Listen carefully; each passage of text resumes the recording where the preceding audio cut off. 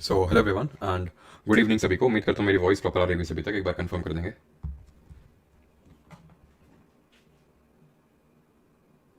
और आज तो कोई प्रॉब्लम नहीं है ना?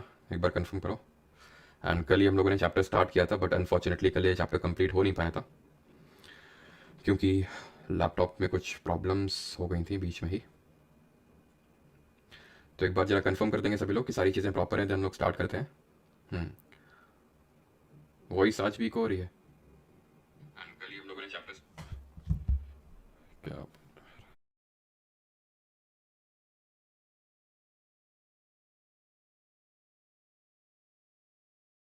ठीक है, अभी तो प्रॉब्लम नहीं हो रहा होगा आई थिंक। ठीक है, एक बार कंफर्म कर देना। अभी प्रॉब्लम नहीं आ रहा होगा ना? ठीक है, वॉइस गूंज रही है, अभी गूंज नहीं रही होगी।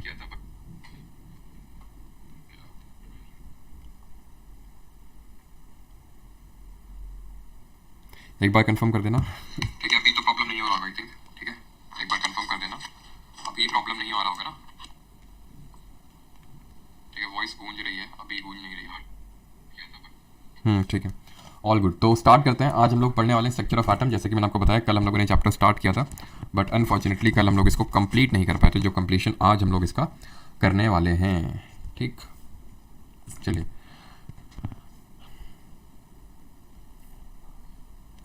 हाँ जी, तो कल हम लोगों ने जो जो चीज़ें पढ़ ली थी, अब कंसिडरिंग कि भाई वो चीज़ें आप नहीं जानते हैं, ठीक है, फिर से स्टार्ट करते हैं एकदम स्टार्टिंग से। ठीक है, तो सबसे पहले तो हमने ये चीज़ पढ़ी थी कि जो स्ट्रक्चर ऑफ एटम होता है, एटम होता क्या है?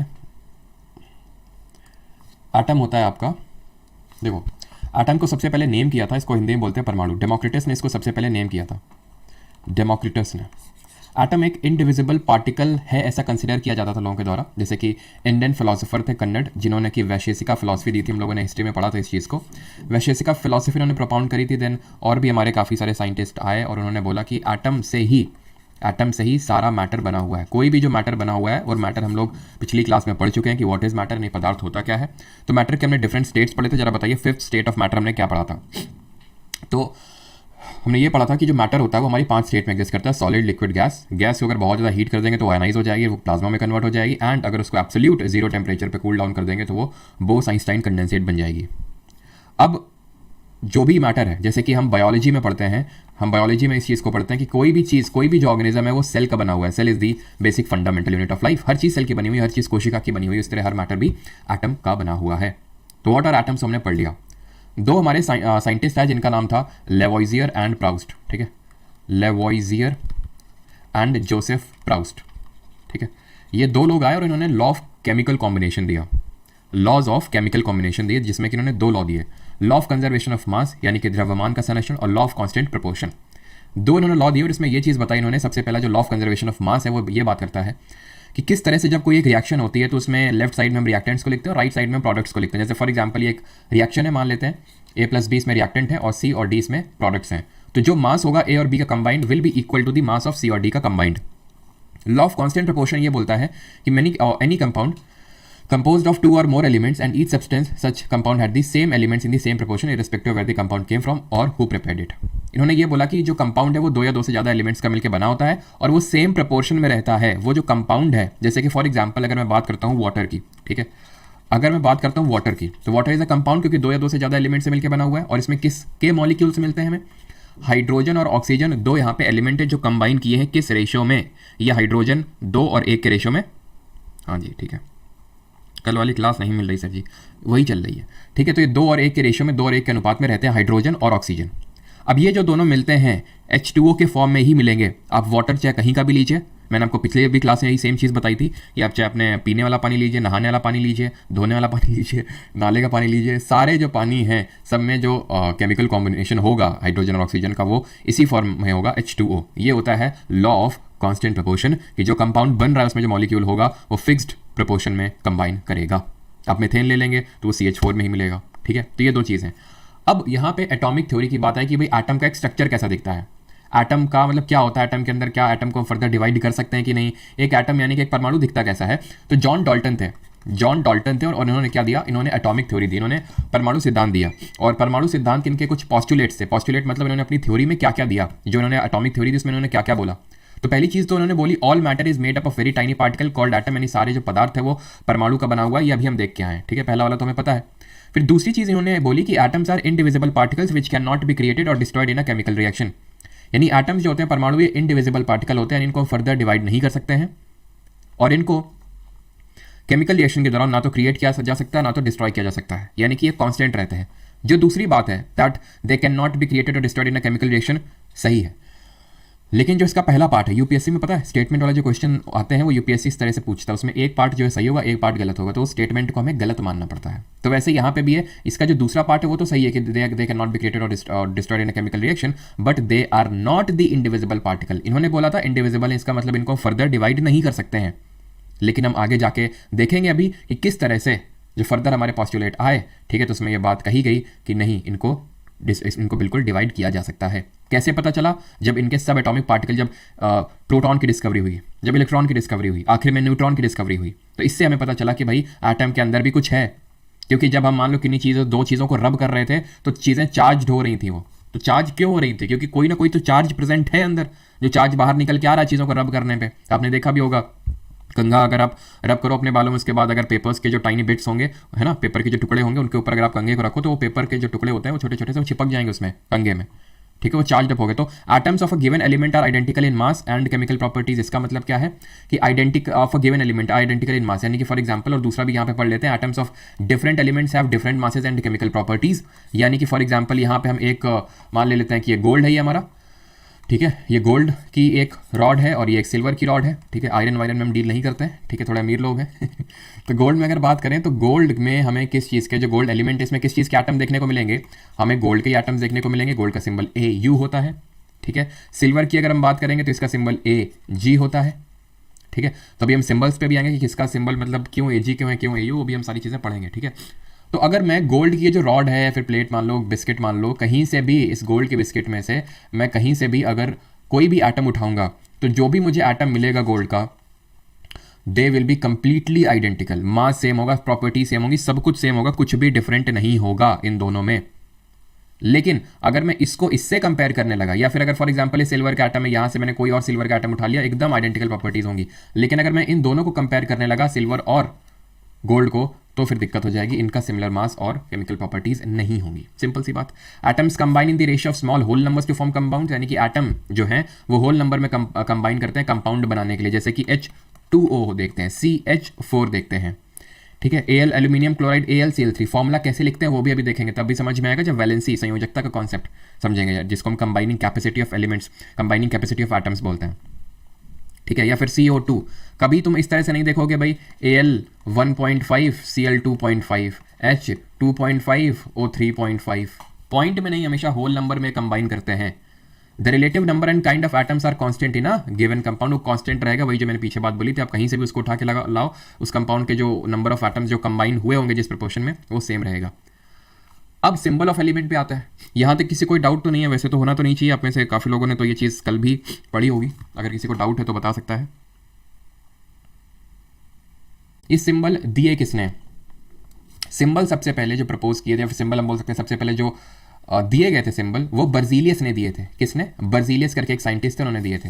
लेकिन सबसे पहले इनको यूज करने वाले बने थे जॉन डाल्टन, जिनकी थ्योरी अभी हम जिनके थ्योरी के पॉस्टुलेट्स पढ़ रहे थे अभी तक, जिन्होंने एटॉमिक थ्योरी दी थी, परमाणु सिद्धांत दिया था। तो Berzelius was the first to give the symbol for chemical elements, और जॉन डाल्टन उनको पहले यूज करने वाले बने थे। ऐसे चाहिए आपका एनसीईआरटी में लिखा हुआ, यही आपको कंसिडर करना है। अब सिंबल लिखा कैसे जाता है किसी एलिमेंट का? तो किसी भी एलिमेंट का सिंबल इस तरह से लिखा जाता है कि उसका जो भी नाम है उसका पहला लेटर हम कैपिटल में लिखेंगे, दूसरा लेटर स्मॉल लिखेंगे। जैसे फॉर एग्जांपल मैं एग्जांपल लेता हूं कोबाल्ट का, ठीक है, कोबाल्ट का मैंने एग्जांपल लिया, तो मैं C लिखूंगा पहला लेटर और दूसरा लेटर इसका स्मॉल में लिखूंगा। फॉर एग्जांपल मैं ले लेता हूं एल्यूमिनियम को, ठीक है, एल्यूमिनियम को ले लेता हूं मैं कैपिटल A स्मॉल l। लेकिन गड़बड़ हो जाएगी अगर मैं दूसरे वाले को कैपिटल उसको भी लिख दूंगा। तो जैसे फॉर एग्जांपल इसको मैंने कैपिटल लिख दिया, तो अब ये कोई एलिमेंट नहीं रहा, ये कोबाल्ट एलिमेंट था, ये एक्चुअल में कंपाउंड बन गया जिसमें एक कार्बन है एक ऑक्सीजन है। तो दूसरे वाले को कभी भी हम कैपिटल में नहीं लिखते अगर किसी एलिमेंट का सिंबल लिख रहे हैं, क्योंकि अगर लिख दिया तो एक कंपाउंड बन जाएगा, जैसे यहाँ पे स्मॉल लिखा है, ठीक है। तो फिर बात ये आती है कि फिर हम आयरन को IR क्यों नहीं लिखते हैं, सोडियम को SA क्यों नहीं लिखते हैं, पोटेशियम को PO क्यों नहीं लिखते हैं? उसके पीछे का भी रीजन है, जैसे आप यहाँ पे देख सकते हो, इनके लैटिन नेम से इनके सिंबल्स डिराइव किए गए। यहाँ पे लैटिन में इनको फेरम बोलते हैं, तो कैपिटल F और स्मॉल E ले लिया। लैटिन में इनको सोडियम को नाइट्रियम बोलते हैं, कैपिटल N और स्मॉल A। पोटेशियम का हमने सिर्फ के लिया, पोटेशियम को लैटिन में कैलियम बोलते हैं, तो इसका हमने कैपिटल के ले लिया। ऐसे ही गोल्ड का एयू होता है, क्यों? क्योंकि गोल्ड को लैटिन में ऑरम बोलते हैं, ऑरम ऑरम बोलते हैं। तो फिर हमने क्या किया, हमने ए और यू ले लिया। अच्छा, कुछ जो आपके हैं जैसे कि कॉपर हो गया हमारा, तो उसके पीछे का रीज़न है कि वो कहाँ से डिराइव हुआ है। जैसे जो कॉपर है आपका, कॉपर है, उसको सीओ ना लिख के सीयू लिखते हैं, क्योंकि सीओ जो है सीओ का पेटेंट कोबाल्ट ने ले रखा है। सीयू क्यों लिखते हैं? Due to the country from where it is derived. तो ये साइप्रस में सबसे पहले बार मिला था। Cyprus is a Mediterranean sea की एक कंट्री। आप भूमध्य सागर में देखोगे, भूमध्य सागर हम लोगों ने ज्योग्राफी में पढ़ रखा है कि ऊपर हमारा क्या है, ऊपर है यहाँ पे यूरोप और नीचे अफ्रीका है। जरा बताओ यहाँ पे कौन सी स्ट्रेट है, कौन सी जल डमरू मध्य, यहाँ पे कौन सी कैनाल है जो इसको मेडिटेरियन सी को रेड सी यानी कि लाल सागर से जोड़ती है, बताइए। तो साइप्रस एक देश है यहाँ पे, ठीक है, आइलैंड कंट्री है, वहाँ पे सबसे पहले कॉपर मिला था। इसकी वजह से ही उसको हम सीयू के रूप में लिखते हैं। जैसे सिल्वर को एजी क्यों लिखते हैं? बिकॉज वहाँ पे जहाँ इसका लैटिन में अर्जेंटम होता है वर्ड, ठीक है, अर्जेंटम बोलते हैं इसको। क्लियर है? तो ये है आपका जिब्राल्टार स्ट्रेट और ये है आपका सुएज कैनाल जो आपका इजिप्ट के कंट्रोल में। इजिप्ट की पता तुम लोगों को, इजिप्ट की 4% जीडीपी सुएज कैनाल से टोल टैक्स इकट्ठा करके चलती है। समझ लो, जीडीपी के 4% सुएज कैनाल से जो टोल टैक्स जो कार्गो यहाँ से पास होते हैं ना, तभी सभी कंट्रीज जो है इसका ऑल्टरनेटिव देख रही हैं, जो इसराइल से एक कैनाल देख रही हैं जो यहाँ से पास होगा, जो डायरेक्टली एशिया का कनेक्टिविटी देगा। बिल्कुल सही है सभी का। इनोशन चंद्र नारायण, सुमिता, शालिनी शर्मा जी, बिल्कुल सही है। विनाश, हाँ जी, ठीक है। चलो आगे बढ़ते हैं अभी और देखते हैं, ठीक है, आगे बढ़ते हैं। अभी एटॉमिसिटी बाद में पढ़ेंगे, अभी नहीं, परमाणुता क्या होती है। अब आते हैं डिस्कवरी ऑफ इलेक्ट्रॉन पे, ठीक है, कि जब डाल्टन जी की थ्योरी फेल होने लगी, जब ये सब एटॉमिक पार्टिकल हमें मिलने लगे, तो इलेक्ट्रॉन की डिस्कवरी किसने करी, ये भी देखते हैं, ठीक है। इलेक्ट्रॉन, प्रोटॉन और न्यूट्रॉन तीनों की। तो इलेक्ट्रॉन की डिस्कवरी होती है इन द ईयर 1900, ठीक है, 1900 साल में ये होती है। और कौन करता है? लेकिन बिफोर दैट यहाँ पे जो चीज़ें लिखी हैं उसको पढ़ लेते हैं, डिस्कवरी भी देख लेंगे अभी। चार्ज ऑन द पार्टिकल होता है इसमें -1.6 × 10⁻⁻19 कूलॉम, ये चार्ज होता है किसी एक इलेक्ट्रॉन पे। प्रोटॉन पे भी बिल्कुल सेम चार्ज होता है, सेम मैग्नीट्यूड का चार्ज होता है, बट चार्ज जो होता है मैग्नीट्यूड सेम है, लेकिन अगर आप ये देखें चार्ज ये नेगेटिव है, ये पॉजिटिव है, मैग्नीट्यूड सिर्फ सेम है, ठीक है, लेकिन ये नेगेटिव है, ये पॉजिटिव है। मास की अगर हम बात करें तो इलेक्ट्रॉन का 9.11 × 10⁻31 kg और वहीं प्रोटॉन का 1.673 × 10⁻27 kg। इतनी आपको मैथ्स आनी चाहिए, क्या बता सके कि भाई ये काफ़ी छोटा है as compare to this. That mean कि प्रोटॉन हमारा काफ़ी भारी है, मतलब इतना भी भारी नहीं है, लेकिन हाँ इलेक्ट्रॉन के कंपैरिजन में बहुत भारी है। कितना भारी है? 2000 गुना, 2000 टाइम्स रफली भारी है। कि अगर हम 1 एटॉमिक यूनिट अगर मास कंसिडर कर रहे हैं प्रोटॉन का द्रव्यमान, तो आप देख सकते हो 1/1840 एटॉमिक मास यूनिट इलेक्ट्रॉन का मास है। दैट मीन्स 2000 टाइम्स हैवियर है proton as compare to electron. Clear? कहाँ है लोकेशन, अब इसको भूल जाओ, वो लोकेशन बाद में देखेंगे रदरफोर्ड के एक्सपेरिमेंट करने के बाद। न्यूट्रॉन का कोई चार्ज नहीं होता, लेकिन हाँ उसका मास एकदम सेम होता है प्रोटॉन की तरह। इसी तरह आपका एक पॉजिट्रॉन देखने को मिलेगा, जिसका डिस्कवरी करा था कार्ल एंडरसन ने। इसमें भी क्या होता है, ये एकदम इलेक्ट्रॉन की तरह सेम होता है, बट इसमें पॉजिटिव चार्ज होता है, उतना ही चार्ज होता है लेकिन पॉजिटिव में होता है, तो आप इसको प्रोटॉन से लेकिन कंफ्यूज मत करिएगा कि भाई प्रोटॉन में भी तो ही सेम था, कि इसमें पॉजिटिव में था, मैग्नीट्यूड तो दोनों में सेम ही था। अंतर प्रोटॉन और पॉजिट्रॉन में ये है कि जो पॉजिट्रॉन है इसका मास इलेक्ट्रॉन के जितना है, लेकिन प्रोटॉन का मास इलेक्ट्रॉन से 2000 गुना जाता है, ठीक है। अब इनकी डिस्कवरी देख लेते हैं, किसने किसकी डिस्कवरी करी। तो देखिए सबसे पहले तो देखें तो प्रोटॉन की ही डिस्कवरी हुई थी। प्रोटॉन की सबसे पहले डिस्कवरी करी थी गोल्डस्टीन ने, और ये प्रोटॉन के रूप में नहीं करी थी इन्होंने, एक कैनाल, पॉजिटिव कैनाल रेस के रूप में इन्होंने करी थी गोल्डस्टीन ने। और पता है कब करी थी? हिंट देते हैं आपको, बताएंगे आप। जिस साल मतलब कांग्रेस बनी, तो उसके अगले साल इन्होंने बोला कि भाई कांग्रेस तक बन गई है और अभी तक हम एटम के अंदर क्या वही नहीं पता लगा पा रहे हैं, तो अगले साल इन्होंने कैनाल रेस की जो है डिस्कवरी कर दी। लेकिन इसको प्रोटॉन नामकरण नहीं कर पाए थे, क्लियरली बता नहीं पाए थे। कैनाल रेस की तो डिस्कवरी कर ली थी, इसलिए पूरा क्रेडिट इनको भी नहीं जाता प्रोटॉन की डिस्कवरी का। तो उन्होंने इन द ईयर 1886, अब देखो ये रटना नहीं है, ठीक है, अब याद हो जाएगा आपको, अपने आप याद हो गया, अगर कभी आएगा तो तुम्हें पता है कांग्रेस जब बनी थी उसके अगले साल, ठीक है। अब बाकी भी देख लेते हैं, इलेक्ट्रॉन कब बना, ठीक है। ईंट पर नाच करके हमें याद करना होता है, ईंट पर नाच, ठीक है, ईंट पर नाच। तो इलेक्ट्रॉन की खोज करी थी जे थॉमसन ने। किसने करी थी? जे थॉमसन ने इन द 1900। प्रोटॉन की खोज करी थी रदरफोर्ड ने। अभी तो सर बता रहे थे गोल्डस्टीन, तो गोल्डस्टीन ने भी करी थी, लेकिन उनको वो क्लियरली नामकरण कर नहीं पाए थे। बाद में इन्होंने एक एक्सपेरिमेंट किया था, किसने?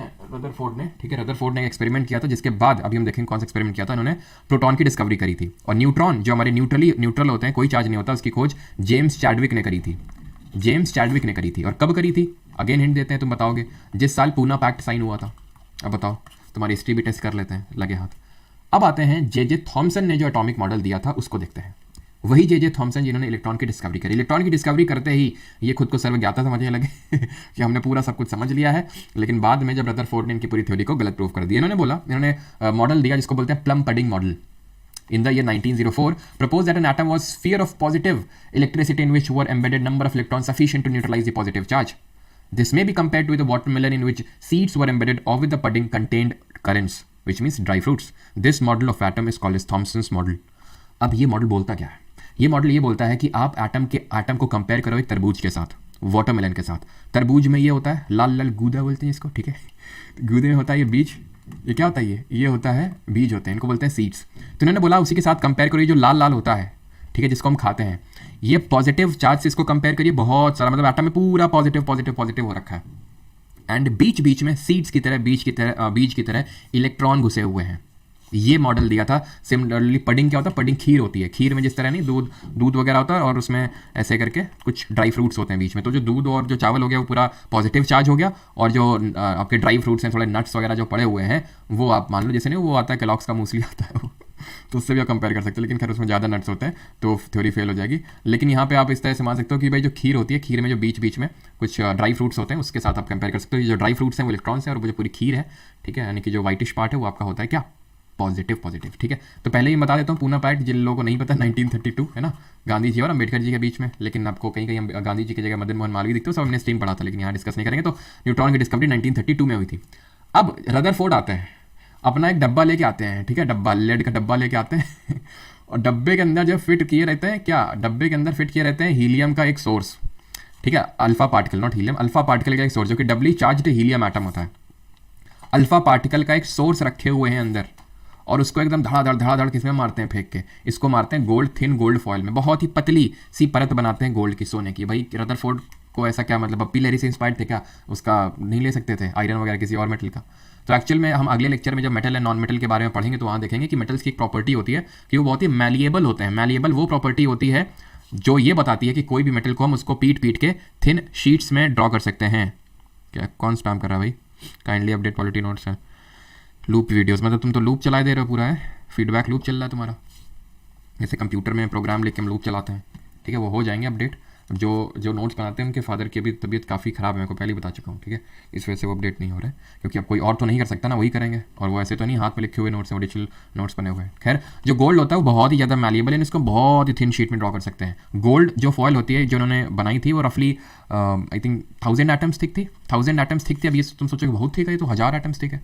जो आपकी पेपर होता है ना, पेपर, वो आप ये मान लो कि उसमें लाखों एटम्स थिक है, वो जो पेपर होता है आपका बहुत पतला सा, अब उससे भी पतला बनाए थे, सो दैट ये प्रिसाइजली इस एक्सपेरिमेंट को कैरी आउट कर सकें, ठीक है। तो ये सारी चीज़ें वही लिखी हुई हैं जो मैंने आपको बताई, 1000 एटम्स थिक उन्होंने बनाई, और डबली चार्ज हीलियम आयंस को उन्होंने बम्बार्ड करवाया, जिनको अल्फा पार्टिकल बोलते हैं, ठीक है। कायदे से होना क्या चाहिए था, होना ये चाहिए था, क्योंकि ये जो गोल्ड फॉयल है, जैसा कि जे थॉमसन ने बताया कि एक एटम के अंदर पूरा पॉजिटिव भरा हुआ है, तो इनका ये मानना था रदरफोर्ड जी का, पॉजिटिव भरा हुआ है तो मैं भेज रहा हूँ यहाँ से positive like charges repel each other और unlike charges attract each other. तो लाइक चार्जेस हैं, दोनों प्लस हैं, तो डिफ्लेक्शन होना चाहिए क्योंकि दोनों पॉजिटिव है, क्योंकि ये इसका मास बहुत ज़्यादा है जो मैं अल्फा पार्टिकल भेज रहा हूँ, तो ठीक है पूरा रिबाउंड ना करे लेकिन डिफ्लेक्ट कर जाएंगे सारे, हाँ इक्का दुक्का पास हो जाएंगे, लेकिन पूरा ही पॉजिटिव है एटम, तो ऑलमोस्ट सारे ही हो जाएंगे, इक्का दुक्का ही हो सकता है कि ना हो। लेकिन जब ये मारे वहाँ फेंक के, तो इनको पता चला ले भैया सारे आप निकल गए, कोई आए नहीं लौट के, इक्का दुक्का ही डिफ्लेक्ट हुए, और बहुत ही इक्का दुक्का ही आप मान सकते हो कि जो टर्न बैक किए 90 डिग्री में घूमे, इनका माथा खराब। इनके लिए इतना सरप्राइजिंग था ये एक्सपेरिमेंट कि भाई एक टिश्यू पेपर में जिस तरह से हम गोली मारे, गोली चलाएं और गोली वापस आ जाए, इतना सरप्राइजिंग था इनके लिए। जब इनका फिर ये कहना हुआ कि भाई अगर सब पॉजिटिव है पूरे एटम में, तो काहे जब मैंने पॉजिटिव फेंक के मारा तो इसको तो डिफ्लेक्ट हो जाना चाहिए था, तब इन्होंने बोला कि नहीं भाई, एटम के अंदर तो पूरा सब कुछ खाली पड़ा हुआ है, तभी तो वो चला गया सीधे, तभी तो चला गया। लेकिन कुछ हैं जो हल्का सा डिफ्लेक्शन देखने को मिला है, जैसे ये पहला देखो हल्का सा डिफ्लेक्शन देखने को मिला है, और एक है जो आपका एकदम रिबाउंड मार गया है। कुछ ही हैं, कितने हैं पता है? Surprisingly 1 out of every 12,000 particles appear to rebound, that is got deflected by 90 degree, 1 in 12,000, ये रेशियो है डिफ्लेक्शन का 90 डिग्री से। दैट मीन्स कि कुछ तो है अंदर दया, कुछ तो है जो बहुत भारी है, जिसकी वजह से डिफ्लेक्शन हुआ, लेकिन बहुत छोटा स्पेस ऑक्यूपाई करके रखा हुआ है, तभी तो 12,000 पार्टिकल में मात्र एक ही लौट के आया है, मतलब 90 डिग्री में डिफ्लेक्ट किया। कुछ डिफ्लेक्ट किए गए with a very small angle, हो सकता है वो जो भारी चीज़ है उसके जस्ट पास से निकले हों वो।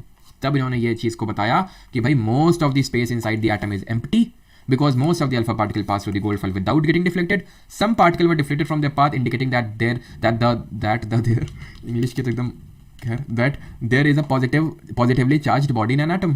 हल्का सा डिफ्लेक्शन हुआ है, मतलब ये है कि पॉजिटिव हुआ, पॉजिटिव बॉडी है, लेकिन उसने बहुत ही छोटा स्पेस ऑक्यूपाई करके रखा हुआ. The alpha particle deflected through small angle are those which pass close to this positive body. The alpha particle deflected through a large angle were which pass very close to this positive body. जो एकदम closely गया वो एकदम ही deflect कर गया, जो थोड़ा सा पास से गुजरे वो हल्का सा डिफ्लेक्ट हो गया. क्लियर इतनी बात. Since some alpha particle are deflected back and alpha particle are heavy particle, this could be deflected only when there is like a heavier body inside the atom. Since the number of deflected is very small, this shows that the heavy body present in the atom must be occupying a very small volume. तब इन्होंने बताया कि भाई जो atom होता है उसमें दो चीजें होती हैं, न्यूक्लियर और एक्स्ट्रा न्यूक्लियर पार्ट. और एंटायर मास जो होता है एटम का, पूरा जो भार होता है उसके केंद्र में न्यूक्लियस में रिसाइड करता है, जो कि बहुत छोटा वॉल्यूम ऑक्यूपाई करके रखा हुआ है. और ये बना होता है प्रोटॉन और न्यूट्रॉन का. न्यूट्रॉन तो न्यूट्रल ही है, न्यूट्रल है, उसका तो कोई चार्ज ही नहीं है. प्रोटॉन अगर पॉजिटिव है तो मतलब इसका पॉजिटिव होगा, तभी तो एटम 90 डिग्री से डिफ्लेक्ट कर रहा है, फिर हल्का फुल्का डिफ्लेक्शन हो रहा है. अगर पूरे में पॉजिटिव होता तो भाई एक भी बाहर ना जाता, सारे डिफ्लेक्ट होते. Since the electrons have negligible mass of the atom is mainly due to protons. Electron का तो देखा कि भाई प्रोटॉन का जितना होता है उससे 2000 मतलब प्रोटॉन का 2000 गुना मास होता है. Hence protons must be present in the nucleus. Simple. Clear यहां तक किसी को? अब इनकी थ्योरी में क्या कमी थी वो भी देखते हैं.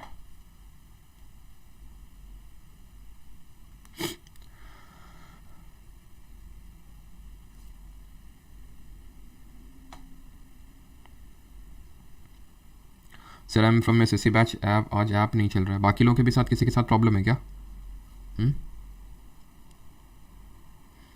कैसे किया होगा इतनी थिन गोल्ड शीट में एक्सपेरिमेंट? बता तो रहे हैं और कैसे किया होगा. हाँ बाकी तो वो रदरफोर्ड ही बता सकते हैं कैसे क्या बनाए थे उसको.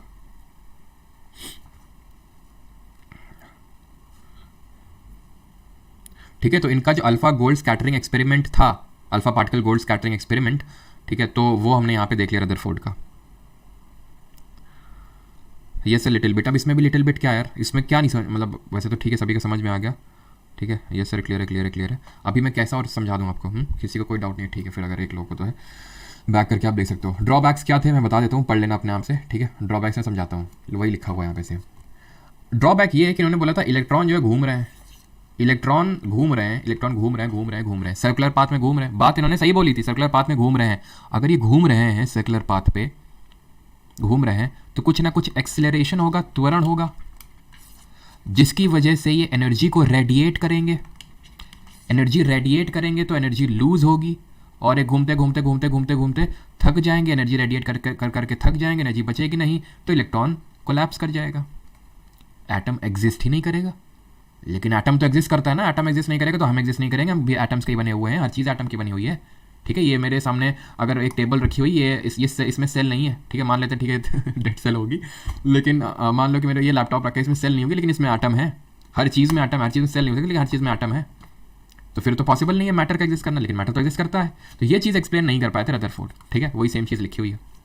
फिर आए हमारे नील्स बोर जी. उन्होंने बोला वेट अ सेकेंड, ये मैं एक्सप्लेन करता हूँ. To explain the stability of atom, Niels Bohr a Danish physicist in 1913 proposed a new model of atom. ठीक है, इन्होंने एक नया मॉडल प्रपोज किया. The most important concept of this model of atom was that, और इन्होंने पता ही कब दिया, चलो वो तो इन्होंने लिखा है 1913 प्रपोज्ड, लेकिन हाँ ठीक है इन्होंने प्रपोज तो किया था, लेकिन इनको नोबेल प्राइज़ मिला था. और नोबेल प्राइज़ इसी चीज़ के लिए है. ठीक है, इसी चीज़ के लिए इनको नोबेल प्राइज़ भी दिया गया था. कोई बता सकता है? मैं आपको हिंट देता हूँ, वैसे तो आपको रटा नहीं हुआ होगा. जिस साल चौरी चौरा हत्याकांड हुआ था, चौरी चौरा इंसिडेंट हुआ था, उस साल नोबेल प्राइज़ मिला था. बताओ. ठीक है, तो 1913 में उन्होंने ये सारी चीज़ें करी. The most important concept of this model atom was that the electrons revolve only in certain fixed orbits around the nucleus without losing energy in the form of radiation. The main points ये सब लिखे हुए हैं. ठीक है, वो आप सारी चीज़ें देख सकते हैं. अब मैं आपको समझाता हूँ उन्होंने बोला क्या. वही सेम चीज़ें आपको लिखी हुई मिल जाएंगी. उन्होंने बोला कि जो इलेक्ट्रॉन्स है, ठीक है, ये न्यूक्लियस है एटम के अंदर जिसमें कि पूरा मास रिसाइड कर रहा है. ये डिस्क्रीट ऑर्बिट्स हैं, first, second, third, fourth and so on. इसमें इलेक्ट्रॉन्स रिवॉल्व करते हैं. इनकी खुद की एनर्जी नहीं होती है, इस पर्टिकुलर ऑर्बिट या शेल जिसको हम बोल सकते हैं उसकी एनर्जी है, जिसकी वजह से ये रिवॉल्व कर रहे हैं और रिवॉल्व करते रहते हैं हमेशा. ये एनर्जी रेडिएट करेंगे, या तो लूज करेंगे या तो गेन करेंगे, अगर ये अपनी शेल को चेंज करना चाहते हैं तो. और जब आप न्यूक्लियस से दूर जाएंगे, पहली से दूसरी, दूसरे से तीसरे, तीसरे से चौथी, तो उस पर्टिकुलर ऑर्बिट या शेल की एनर्जी बढ़ती रहेगी. पहली शेल को बोलते हैं, फर्स्ट शेल को या फिर फर्स्ट ऑर्बिट को बोलते हैं के, देन दूसरी को एल, ठीक है, देन तीसरी को M, N O and so on. और यानी कि दैट मीन्स कि एम या फिर एन की एनर्जी ज़्यादा होगी एम से, उसकी एनर्जी एल से ज़्यादा होगी, उसकी एनर्जी के से ज़्यादा होगी, के शेल से ज़्यादा होगी। और वो यहाँ पे रिप्रेजेंट किया गया E1 E2 E3 E4, यानी E4 की सबसे ज़्यादा, then E3 then E2 and then E1। However the gaps between the successive energy levels और shells around there is a gap.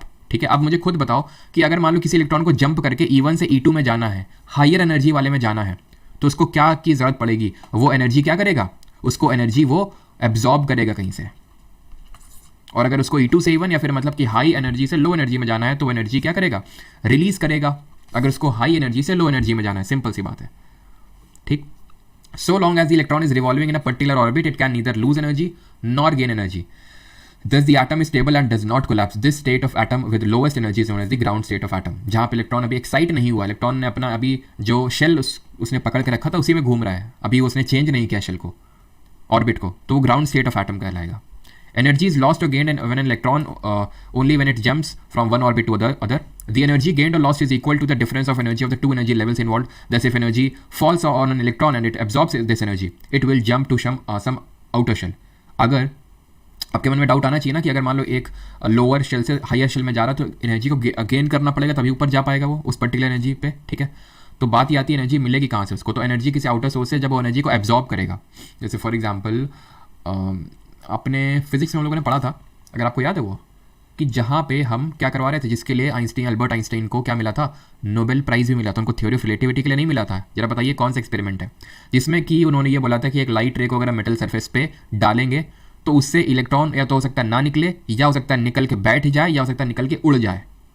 तो अगर आप उसकी थ्रेशहोल्ड फ्रीक्वेंसी के जितना डालेंगे, उतना लाइट रे को डालेंगे तो निकल के बैठ जाएगा। अगर एक्जैक्टली उतना डालेंगे, कम डालेंगे नहीं निकलेगा, ज़्यादा डालेंगे तो निकल के बाहर जाएगा। वो कितनी स्पीड से जाएगा वो डिपेंड करेगा कितनी एनर्जी का आपने उसको लाइट को जो है डाला है आपने। ठीक है, तो ये चीज़ उन्होंने बोली थी। ठीक है, तो यानी कि दैट मीन्स कि जब हम उसको एनर्जी सप्लाई करेंगे इलेक्ट्रॉन को तो वो अपनी एक शेल छोड़ के दूसरी शेल में चला जाएगा, और उस पर्टिकुलर स्टेट को हम बोलते हैं एक्साइटेड स्टेट। जहाँ पे वो उसने अभी एक तरह से शेल को ऑर्बिट को नहीं छोड़ा, दैट इज ग्राउंड स्टेट। और अगर वो एक से जंप कर गया दूसरे में, that is called as excited state. Clear यहाँ तक सभी को? कोई डाउट? फोटो इलेक्ट्रिक इफेक्ट, और ये चीज़ ध्यान रखना कि इन्होंने फोटो इलेक्ट्रिक इफेक्ट मैंने बताया उसकी खोज इन्होंने नहीं करी थी। उन्होंने सिर्फ इसको एक्सप्लेन किया था, डिस्कवरी नहीं करी थी। डिस्कवरी हेनरी हर्ट्ज ने करी थी, ध्यान रखना। ठीक है, ये भी बात आपको बताना ज़रूरी है, नहीं तो आप ये समझ लें, वैसे तो मैंने वहाँ पे बताया होगा फिजिक्स पढ़ाते वक्त कि उन्होंने सिर्फ एक्सप्लेन किया था जिसके लिए उनको नोबेल प्राइज़ मिल गया था। डिस्कवरी तो हेनरी हर्ट्ज ने करी थी। पता है कब करी थी? जब कांग्रेस बनी थी उसके 2 साल बाद। ठीक, आगे बढ़े अभी। चलो, तो ये सारी चीज़ें आप समझिए। हाँ जी, ठीक है, वही सेम चीज़ है। तो ये बोर का एटॉमिक मॉडल है कि ये पहली शेल है, दूसरी शेल है, तीसरी शेल है, इसको हम KLM बोलते हैं। और a photon is emitted with energy is equal to h nu, है ना, ये फॉर्मूला होता है, आपने पढ़ा होगा, E equal to h nu है, फिर equal to C upon lambda. ठीक है, because nu is equal to C upon lambda. खैर उतना में डीप नहीं जाना। तो वो कहाँ से कहाँ जा रहा है? हाई एनर्जी से लो एनर्जी में जा रहा है। दैट मीन एनर्जी क्या हुई होगी? एमिट हुई होगी in the form of photon. आगे बढ़ते हैं, न्यूट्रॉन की डिस्कवरी देखते हैं। तो न्यूट्रॉन की डिस्कवरी चैडविक ने करी थी। ठीक है, न्यूट्रली होते हैं और आपको यहीं पे उछलते हुए मिलेंगे। देख रहे हो, ये हरे कलर का मान लो क्या प्रोटॉन है, और ये जो ऐसे दूसरे येलो कलर का है वो न्यूट्रॉन उछल रहे हैं आपस में, वहीं पे उछल कूद मचाए हुए हैं। और ये कौन घूम रहे हैं? ये घूम रहे हैं इलेक्ट्रॉन अपना डिस्क्रीट ऑर्बिट्स में, जिसको कि नील्स बोर ने एक्सप्लेन किया था।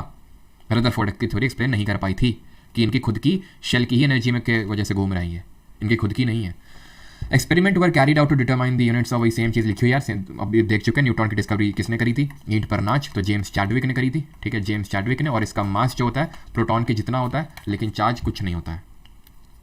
ठीक है,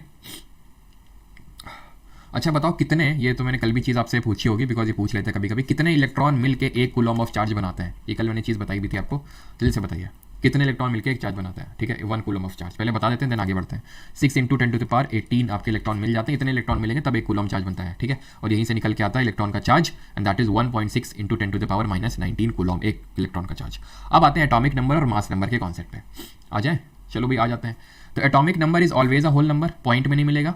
ठीक है, this is because an atom always contains whole number of protons. All atom of the same element have the same number of proton in the nucleus and hence have the same atomic number. All atoms of the, यानी कि एक element के atoms का atomic number कभी distinct नहीं हो सकता है, अलग नहीं हो सकता। No two element have the same और ये भी no two element have the same atomic number, यानी दो एलिमेंट कभी एक एटॉमिक नंबर नहीं रख सकते हैं। वो एक एटॉमिक मास रख सकते हैं, परमाणु संख्या रख सकते हैं, परमाणु भार रख सकते हैं, परमाणु संख्या नहीं। दैट मीन्स कि जो एटॉमिक नंबर है it is a kind of Aadhaar card of any element, it is a kind of special ID card of constitution, है ना, स्पेशल आईडी है ये आधार कार्ड की तरह। जो दो लोगों के आधार कार्ड के नंबर सेम नहीं हो सकते कभी, वैसे ही एटॉमिक नंबर दो एलिमेंट के कभी भी सेम नहीं हो सकते। इसी वजह से हेनरी मॉजले की जो पीरियोडिक टेबल है उसको एक्सेप्ट हम लोग करते हैं। और जो मॉजले ने बताया था कि जो एलिमेंट की प्रॉपर्टी होती है वो उसके एटॉमिक मास की वजह से होती है, जो बाद में ये प्रूव हुआ हेनरी मॉजले ने किया नहीं, किसी भी एलिमेंट की जो प्रॉपर्टी होती है उसके एटॉमिक नंबर की पे डिपेंड करती है, परमाणु संख्या पे डिपेंड करती है। For example atomic number of carbon is 6 number, other element have atomic number equal to 6, other element can have atomic number equal to 6, thus atomic number is the characteristic, मतलब can not हो गया यहाँ पे, ठीक है, can not have atomic number equal to 6, thus atomic number is the characteristic property of an element, each element has fixed value of atomic number, it is always a whole number, वो सब लिखा हुआ है। और atomic number of an element does not change during a chemical reaction. Mass number क्या होता है? The atom of element contains electron, proton, neutron, सबको पता है, अभी देख के हम लोग एटम में तीन चीज़ें होती है, इलेक्ट्रॉन, प्रोटॉन और न्यूट्रॉन। अच्छा एक चीज़, चलो मैं जब क्वेश्चंस कराऊंगा तब इस चीज़ को बताऊंगा कि ये SPDF, हो सकता है आपके मन में कुछ लोगों के डाउट है कि ये SPDF क्या होता है। फिर 11th 12th में अगर आपने केमिस्ट्री पढ़ी होगी तो ज़रूर पढ़ा होगा आपने, एजिमुथल क्वांटम नंबर हो गया, स्पिन क्वांटम नंबर हो गया, है ना, तो ये सब आपने पढ़े होंगे क्वांटम नंबर। तो जब मैं भी क्वेश्चन लूँगा, वैसे ज़्यादा से क्वेश्चन आते नहीं है, लेकिन हाँ अगर आएगा तो कर लेंगे वो आप आराम से, ठीक है। कैसे वो जो N की वैल्यू निकालते हैं, L की वैल्यू निकालते हैं, M और S की, ठीक है, वो हम देख लेंगे भी। तो the atom of an element contains electrons, protons and neutrons, ये हमें पता है। मास किसी एलिमेंट का किसकी वजह से होता है? प्रोटॉन्स और न्यूट्रॉन्स की वजह से होता है, जो उसके सेंटर पर रिसाइड करता है, ठीक है, जो उसके सेंटर पर रिसाइड करता है। इलेक्ट्रॉन्स तो उसके चारों तरफ घूम रहे हैं, किसके अराउंड? न्यूक्लियस के अराउंड, ठीक है। तो मास जो है is equal to number of protons and neutrons. Clear थी बात? किसी एलिमेंट को हम इस तरह से लिखते हैं, ये इसका सिंबल हो गया, नीचे एटॉमिक नंबर है, ऊपर मास नंबर है, ये परमाणु संख्या, ऊपर परमाणु भार है, ठीक है। अब यहाँ पे ध्यान से समझो इस चीज़ को, ध्यान से समझो कि जो एटॉमिक नंबर होता है यही होता है, वो जो लिखी हुई ना चीज़ें आप आराम से पढ़ सकते हैं उनको, ठीक है। जो एटॉमिक नंबर होता है यही is equal to number of electron और यही is equal to number of proton, यानी कि किसी एलिमेंट का जितना एटॉमिक नंबर है, एटॉमिक नंबर को Z से रिप्रेजेंट करते हैं, ये रिप्रेजेंटेशन पता होना चाहिए। और मास नंबर को M से नहीं A से रिप्रेजेंट करते हैं, ठीक। तो किसी भी एलिमेंट का जितना भी एटॉमिक नंबर होगा, परमाणु संख्या, उसमें उतने ही इलेक्ट्रॉन, उसमें उतने ही प्रोटॉन्स होंगे। जैसे फॉर एग्जांपल कार्बन में 6 एटॉमिक नंबर होते हैं, तो दैट मीन्स कि उसमें 6 ही इलेक्ट्रॉन होंगे और 6 ही प्रोटॉन होंगे। न्यूट्रॉन कैसे निकालते हैं? उसमें न्यूट्रॉन की संख्या होती है मास नंबर में से एटॉमिक नंबर को घटा दीजिए। कैसे कॉन्सेप्ट आया? मास नंबर होता क्या है? किसी एलिमेंट का मास किससे डिसाइड होता है?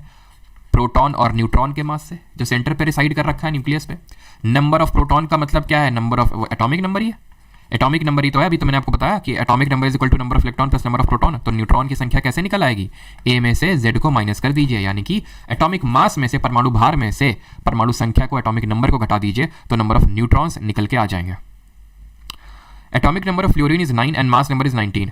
Calculate the number of electron, proton, neutron, जल्दी से बता दीजिए, जल्दी से। और फिर हम इलेक्ट्रॉनिक कॉन्फ़िगरेशन भी देखेंगे, कैसे इलेक्ट्रॉनिक कॉन्फ़िगरेशन होता है और डिस्ट्रीब्यूशन किस तरह से होता है। I am waiting for your answer.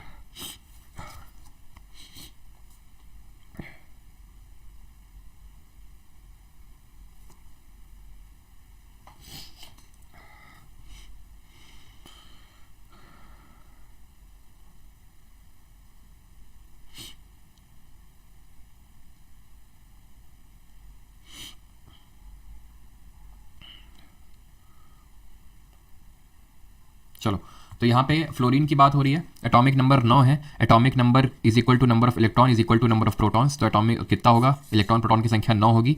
और न्यूट्रॉन निकालने हैं तो आप एटॉमिक मास से एटॉमिक नंबर को घटा दीजिए, तो आपका नंबर ऑफ न्यूट्रॉन निकल आएगा। तो लूज करेंगे, वो डिपेंड करेगा कि वो कहाँ से कहाँ जंप कर रहे हैं। लेकिन किसी ऑर्बिट में क्या कोई लिमिट होती है कि कितने इलेक्ट्रॉन्स हो सकते हैं? या फिर जितने भरने उतने भर जाओ, जितने मतलब मान लो ये एक है, ठीक है, ऐसा ही होगा क्या कि इलेक्ट्रॉन बोलेंगे खिसको भाई, खिसको भाई, खिसको भाई, और मतलब ले भाई भरा पड़ा हुआ एकदम? ऐसा नहीं होता है। तो इन दोनों लोगों ने एक फॉर्मूला दिया, उस फॉर्मूले का नाम था 2n² फॉर्मूला, जहां पे n है उस शेल का नंबर। यानी कि अगर हम पहली शेल की बात कर रहे हैं, दैट मीन्स अगर हम k शेल की बात कर रहे हैं तो n की जगह 1 रख देना, यानी मैक्सिमम पहली शेल में 2 इलेक्ट्रॉन आ सकते हैं। l शेल की बात कर रहे हैं, यानी कि सेकंड शेल की बात कर रहे हैं, यानी कि n की जगह 2 रख देंगे तो 8, यानी मैक्सिमम 8 इलेक्ट्रॉन्स आ सकते हैं। ऐसे ही तीसरी में 18 और चौथी में 32 आ सकते हैं, ठीक है। समझ आ गया? As simple as that. भर के देखते हैं। अच्छा, एक अभी जो मैंने दिखाया था आपको वो देखेगा नहीं, बिना उसको देखे हुए आप एक चीज़ बताएंगे, कौन सा एलिमेंट होता है, गेस करिए, ठीक है, कौन सा एलिमेंट होता है जिसका कि नंबर ऑफ न्यूट्रॉन 0 होते हैं? बिना देखे उसमें बताएंगे, ऐसा नहीं कि उसमें देख रहे हैं आराम से, जिसमें नंबर ऑफ न्यूट्रॉन्स 0 होंगे। क्या बफरिंग हुई है क्या?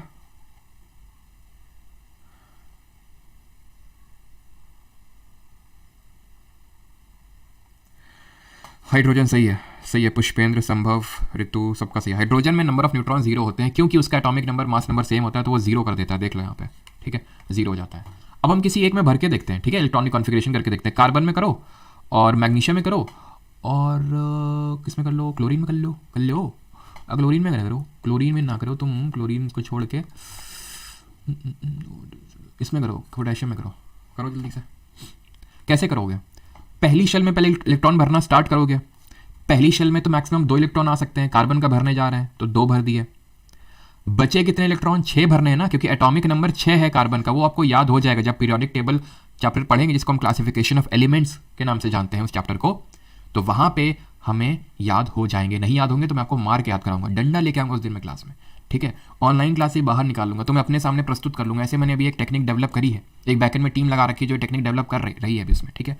और ऑलमोस्ट काम पूरा हो गया कि हम तुम्हें ऑनलाइन निकाल के यहाँ से सूद दें और फिर से डाल दे तुमको अंदर। वो टेक्निक जैसे ही डेवलप होती है ध्यान रखें फिर आप, ठीक है। तो यहाँ पे 6 इलेक्ट्रॉन तो टोटल भरने हैं, 2 हो गए, बचे कितने? 4। ये हो गया इलेक्ट्रॉनिक कॉन्फ़िगरेशन, ठीक। फिर मैंने बोला भरने को मैग्नीशियम का 12 होते हैं उसमें, तो भाई पहली में तो 2 आ सकते हैं, दूसरी में बचे कितने? 10, तो भर दो 10 है। और अगर वो टेक्निक डेवलप हो गई होती ना, सही बता रही, यहीं से निकाल के भी सड़ा सर पहलना स्टार्ट कर देते तुमको। यहाँ पे आंसर होगा 8। क्यों? क्योंकि दूसरी शेल में 8 ही इलेक्ट्रॉन्स आ सकते हैं मैक्सिमम। बचे कितने? 2, तो भर दो 2 बिना किसी टेंशन के साथ। अब आते हैं पोटेशियम पे। 19 है ना, 19 है, तो तुम में से कुछ लोगों ने क्या होगा, 2 8 10 और 10 के बाद कितने बचे? 2 8 10 हो गए और 9 बचे, तो ये गलत हो जाएगा।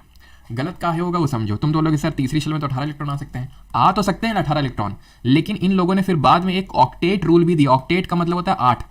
8 नंबर से बड़ा प्यार जताया इन्होंने कि अगर किसी एटम को स्टेबल होना है तो उसको 8 इलेक्ट्रॉन्स चाहिए वैलेंस शेल में। इन्होंने ये बात बोली कि 8 इलेक्ट्रॉन्स चाहिए और 8 इलेक्ट्रॉन आप भर सकते हैं, ठीक है। 18 आ तो सकते हैं लेकिन आपको 8 भरने हैं, तो इसलिए 8 यहाँ भरेंगे, 18 हो गए और वैलेंस शेल में 1 इलेक्ट्रॉन चला जाएगा। अब ये वैलेंस शेल क्या होती है? जो भी आखिरी वाली शेल होती है, आखिरी वाली ऑर्बिट होती है, उसी को हम बोलते हैं वैलेंस शेल। जैसे कि इसमें ये होगी, दैट इज एल वाली होगी, के के बाद एल, के एल एम, यानी कि इसके केस में मैग्नीशियम के केस में एम शेल जिसमें 2 इलेक्ट्रॉन्स है, उसमें वो वैलेंस शेल ये होगी। और इसमें के एल एम एन, ये वाली शेल वैलेंस शेल होगी। और आखिरी शेल में जितने इलेक्ट्रॉन्स होते हैं, जो इलेक्ट्रॉन्स होते हैं उनको हम वैलेंस इलेक्ट्रॉन्स बोलते हैं, उनको हम बोलते हैं वैलेंस इलेक्ट्रॉन। तो इसमें वैलेंस इलेक्ट्रॉन कितने हैं? 4। इसमें कितने हैं? 2। इसमें कितने हैं? 1 वैलेंस इलेक्ट्रॉन है। क्लियर इतनी चीज? अब ये अगर आप समझ गए हैं तो वैलेंसी का कॉन्सेप्ट भी समझ जाएंगे, जिसको कि हम कंबाइनिंग कैपेसिटी ऑफ एलिमेंट बोलते हैं। ध्यान रखना, लिखा होगा कहीं पे, नहीं तो इस चीज को ध्यान रखिएगा। कभी भी आप इसको इस तरह से पूछ ले, what is combining capacity of element known as, तो आप क्या बोलेंगे? Combining capacity of element is known as valency. Hindi में बोले तो संयोजकता। क्या बोलते हैं उसको? संयोजकता।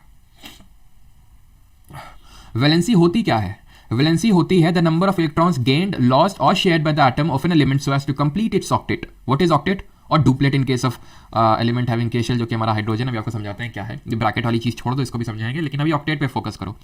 8 इलेक्ट्रॉन चाहिए अपने को घुमा फिरा के, 8 इलेक्ट्रॉन। जैसे कि ये भाई साहब था मैग्नीशियम, 2 इलेक्ट्रॉन है इसके वैलेंस शेल में, चाहिए कितने? 8। ऊपर वाला भाई कार्बन है अपना, 4 है उसके में, कितने चाहिए? 8। भाई सबको 8 चाहिए, इसके में भी 1 है, इसको भी 8 चाहिए। तो पता है क्या होगा? बताते तुम्हें क्या होगा। मैग्नीशियम था 12 थे, इलेक्ट्रॉनिक कॉन्फ़िगरेशन 2,8,2 था, इलेक्ट्रॉन्स 8 चाहिए वैलेंस शेल में। आसान तरीका क्या है? 2 को भेज दो बाहर, भाई जाओ। भाई लेने वालों की कमी थोड़ी ना है, तो लेने के लिए कोई बैठा होगा, उसको दे देगा, भाई ले हमसे ले लो, ताकि हमारी ऑक्टेट कंप्लीट हो जाए। नहीं, कहाँ से लाएंगे हम ढूंढ के 6 इलेक्ट्रॉन और 8 पूरे करेंगे? इससे अच्छा है हमारे 2 ले जाओ तुम, ताकि कम से कम सुकून में जिए तो 8, ठीक है, 8 इलेक्ट्रॉन में सुकून में जिएगा। इसकी ऑक्टेट कंप्लीट हो गई, बस खत्म काम, इसका जीवन का इतना ही काम था, ठीक है। ये इसको मिल जाएगी तृप्ति। 2 इलेक्ट्रॉन लूज करेगा और बना देगा धनायन कटायन। अभी देखेंगे क्या होते हैं धनायन आयन, लेकिन अभी वैलेंसी पे फोकस करते हैं। तो जितने भी इलेक्ट्रॉन लूज किया इसने, वो इसकी वैलेंसी हो जाएगी। लेकिन लेकिन लेकिन लेकिन लेकिन अब हम लेते हैं केस क्लोरीन का। ये क्लोरीन की अगर हम बात करें तो इसमें एटॉमिक नंबर कितना है? 17 है, ठीक है। 17 है कि नहीं है? तो 17 का इलेक्ट्रॉनिक कॉन्फ़िगरेशन कैसे लिखेंगे? 2,8,7 ऐसे लिखेंगे। अब ये भी अगर यही बोलने लगा कि लो हमारे भी 7 ले लो, तो भैया लेने कौन आएगा? जब सब देने पे उतारू हो जाएंगे तो लेगा कौन है? तो लेने के लिए भी कोई होना चाहिए। तो इसलिए जो है, क्योंकि इसको साथ देना कठिन होगा, एक लेना आसान होगा, ठीक है, तो ये एक इलेक्ट्रॉन को गेन कर लेगा। क्योंकि इसको साथ लूज करना मुश्किल है, एक इलेक्ट्रॉन लेना आसान है। तो इसने कितने इलेक्ट्रॉन लिए? एक लिया। इसने कितने दिए? 2 दिए।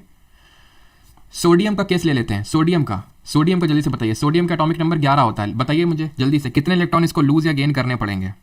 कितने इलेक्ट्रॉन इसको लूज या गेन करने पड़ेंगे?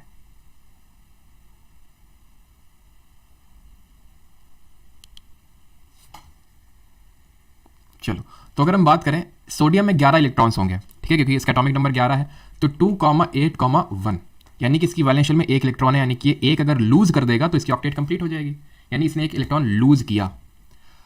अब ये सर काहे बता रहे हो? काहे से वैलेंसी पढ़ रहे हैं ना, और वैलेंसी होता ही यही है कि कितने इलेक्ट्रॉन लूज या गेन किए टू कंप्लीट इट्स ऑक्टेट। तो सर कितनी वैलेंसी किसकी हुई? सोडियम की भी एक हुई और क्लोरीन की भी एक हुई। क्यों एक हुई? क्योंकि इसने एक इलेक्ट्रॉन लूज किया, क्योंकि इसने एक इलेक्ट्रॉन गेन किया। इट डजंट मैटर कि गेन किया कि लूज किया, कितना किया वो मैटर करता है। तो वैलेंसी दोनों की एक ही होगी। मैग्नीशियम की 2 होगी। अरे गेन किया लूज किया में कुछ फर्क नहीं पड़ता, उससे कितना किया उससे फर्क पड़ता है। खत्म बात। वही यहाँ पे महाभारत लिखी हुई है कि भाई जितने वैलेंस इलेक्ट्रॉन हैं उसको 8 से घटा दो। जैसे कि यहाँ पे आपके कितने थे? 2 थे, तो लेकिन वो उस केस में वैलिड है अगर 8 से, मतलब वो 4 से ज़्यादा है। तो मैं आपको 4 का कॉन्सेप्ट समझाता हूँ। जैसे यहाँ पे लो, ये कार्बन है, कार्बन का 2,4 है, कार्बन का 2,4 है ना, कार्बन का 2,4 है। ऑक्टेट कंप्लीट करने के लिए 8 चाहिए, ठीक है। थोड़ा उसको पॉज करना जरा। अब मैं एक एग्जांपल लेता हूँ हाइड्रोजन का। उसका एटॉमिक नंबर 1 है, तो उसका इलेक्ट्रॉनिक कॉन्फ़िगरेशन तो ऐसा 1 सा दिखेगा, 1 है ना। अब सर ये क्या करे? 7 इलेक्ट्रॉन इसको लेने पड़ेंगे ऑक्टेट कंप्लीट करने के लिए? नहीं, इसको सिर्फ 1 इलेक्ट्रॉन लेने की ज़रूरत है। इसको एक छूट दी गई है कि ये छोटा नन्हा मुन्ना सा बच्चा है, बहुत छोटा बच्चा है ये। 7 इलेक्ट्रॉन कहाँ से बेचारा खींच के लाएगा? वैसे इतना छोटा है, वैसे भी इतनी मुश्किल से इसको पोजीशन मिली पीरियोडिक टेबल में। हम पढ़ेंगे ऐसा क्यों है, और सबसे आखिर में जाके जुलूम मत करो इस पर इतना। तो इस पर जुलूम ना हो, इसलिए एक इलेक्ट्रॉन इसको ये सहूलियत दी गई कि तुम अपनी जो पहली शेल है ना, पहली शेल के लिए मात्र 2 इलेक्ट्रॉन में ही स्टेबिलिटी मिल जाएगी। ये अपवाद है बस, इसको 1 इलेक्ट्रॉन लेने की जरूरत पड़ती, स्टेबिलिटी मिल जाती है। यहाँ पे वही महाभारत, ठीक है, ये चीज़ क्लियर। तो अब ये जो है कार्बन में तो भाई एल शेल है। इसको ये भी रोने लगा एक दिन बैठ के कि हमारा भी 2 में कर दो, तो क्या दिक्कत है तुमको? 4 हम खो दें? ये तो हम तो कैसे में कन्फ्यूज़न बड़ा हो रहा है कि हम 4 लें कि 4 दें। चला इसी में हमारी ज़िंदगी खोखट में बिसरी जा रही है। तो वरदान मिला इसको वरदान मिला कि बेटा जो तुम्हारी ये कमजोरी है ना, यही तुम्हारी ताकत बन जाएगी। तुम हर चीज़ में होगे, ठीक है, तुम कण कण में होगे, तुम लोगों के लैपटॉप में होगे, तुम लोगों के बुक्स में होगे, तुम लोगों में होगे। हर चीज़ कार्बन की बनी होगी, क्योंकि तुम 4 दे भी सकते हो, 4 ले भी सकते हो, तुम कुछ भी कर सकते हो। वस्त्र, तुम कुछ भी कर सकते हो। इसलिए हम देखेंगे कार्बन वाले चैप्टर में कार्बन एंड कंपाउंड, इसीलिए हम कार्बन पे एक अलग से चैप्टर ही पढ़ लेते हैं। इतना यूनिक है ये, क्योंकि इसमें ये कैटिनेशन की प्रॉपर्टी दिखाता है, जहाँ पे लंबी लंबी चेन्स ये जो है स्टैब्लिश कर लेता है। तो 4 ये लूज भी कर सकता है, गेन भी कर सकता है।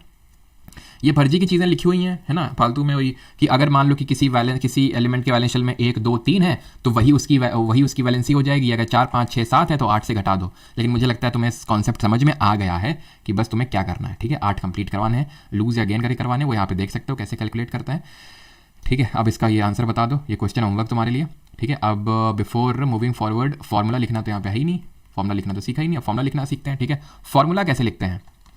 किसी भी एलिमेंट का फॉर्मूला लिखते हैं अगर तभी हम लिख पाएंगे अगर उसकी वैलेंसी हमें पता होगी तभी। बिना वैलेंसी के फॉर्मूला ना लिख पाएंगे हम लोग, ठीक है। सर रशियन में पीडीएफ प्रोवाइड कर दीजिए, मेरी गर्लफ्रेंड भी ऐसे ही है। सुधर जावटा प्रोटैगनिस्ट, गुरुजी सर जीके 2.0 बैच में हूँ फर्स्ट दिन से और एफआरबी भी देख रहा हूँ। और क्या एफआरबी का नोट्स भी करना है क्या? सिंपली वॉच कर लेना। अरे भैया नोट्स क्या, मैं माइंड मैप देता तो हूँ इतना टाइम का। अगर मैंने आपको बताया, सारी चीज़ें मैंने बता रखी हैं। एफआरबी वाला जो मैंने अनाउंसमेंट का वीडियो डाला था, सर प्लीज़ उसको देख लीजिए। अब मैं इस पर बताऊंगा ना तो मुझे फिर से 10 मिनट का लेक्चर देना पड़ेगा, और मैं फालतू में बीच में इंटरप्शन करना नहीं चाहता हूँ। तो उसको देख लीजिए जाके, आराम से सारी चीज़ें क्लियर हो जाएंगी। लास्ट में मैंने सारे डाउट क्लियर किए हैं, ठीक है। तो फॉर्मूला लिखने के लिए वैलेंसी पता होनी चाहिए। अब तुम बोलोगे सर हमें नहीं फॉर्मूला, तुम बताओ तो किसका फॉर्मूला लिखना, हम लिख देंगे। जैसे तुम बोलोगे एल्यूमिनियम क्लोराइड तो हम लिख देंगे, हमारे अंदर नस नस में बसा हुआ है। तुम बोलोगे मैग्नीशियम क्लोराइड, हम लिख देंगे। तुमको लगता होगा वैलेंसी, हमको नहीं लगता, हमें तो रटा हुआ है। हम 11th 12th में बहुत केमिस्ट्री में थे। अच्छा बताओ जरा, एक एलिमेंट है ए, एक एलिमेंट है बी, ठीक है, इसकी वैलेंसी है 2, इसकी वैलेंसी है 3। अब बताओ फॉर्मूला क्या होगा, है क्या होगा फॉर्मूला? तो अब अगर तुम्हें वैलेंसी से कैसे फॉर्मूला लिखते हैं नहीं पता है ना, तो नहीं लिख पाओगे, ठीक है। इसीलिए बोल रहे कायदे से देख लो, तो क्या करना है कि उस एलिमेंट के नीचे उसका वैलेंसी लिख देना है। जैसे ए का 2 है, बी का 3 है, उसको क्रॉस कर देना है और ये बन गया फॉर्मूला। बस बेचो इसको जाके बाजार में, ठीक है। जैसे कि फॉर एग्जांपल एल्यूमिनियम क्लोराइड का AlCl3 कैसे पड़ा और मैग्नीशियम क्लोराइड का MgCl2 कैसे पड़ा।